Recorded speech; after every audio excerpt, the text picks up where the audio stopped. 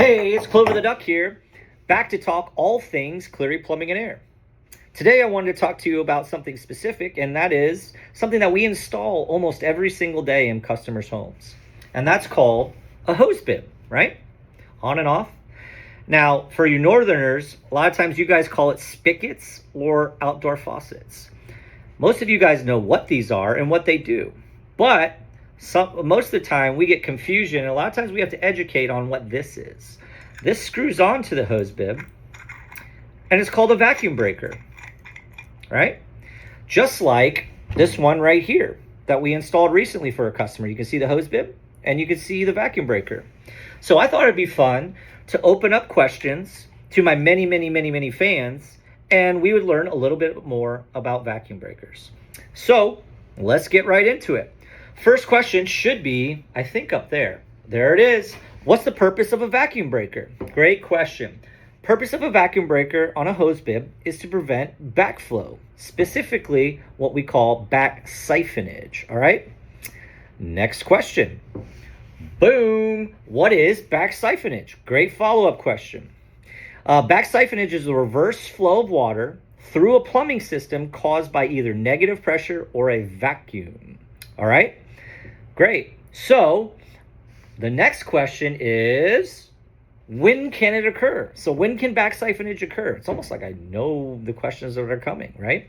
Back siphonage is the type of backflow occurs when there's a sudden drop in water pressure in the main system.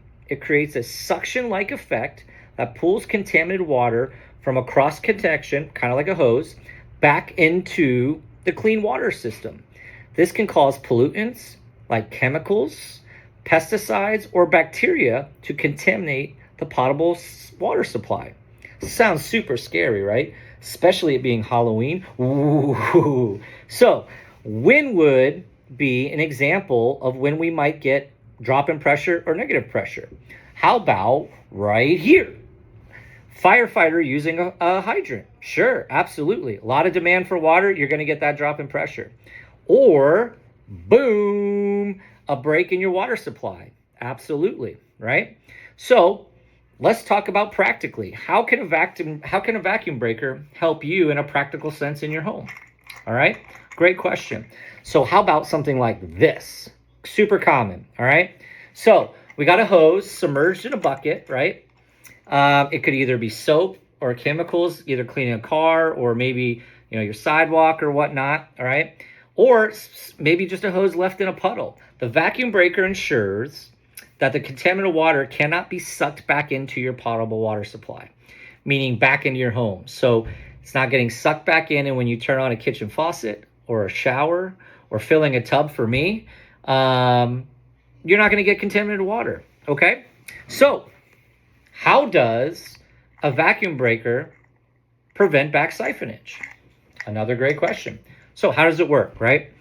A vacuum breaker acts as a backflow preventer. When water pressure is lost, it automatically releases a vacuum that forms, preventing any water in the hose from being pulled back into the pipes. It's that simple, all right? Vacuum breakers are very inexpensive, and they're a great way to protect your family's health, and are often simply required by by code. The state of Florida requires them, right? So for those reasons, we put vacuum breakers on every hose bib we install in customers' homes, right?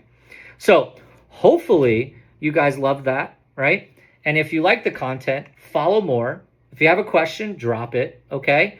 And I'd be love to read them. Lastly, don't be shy. Let's sing the jingle. Cleary, clearly,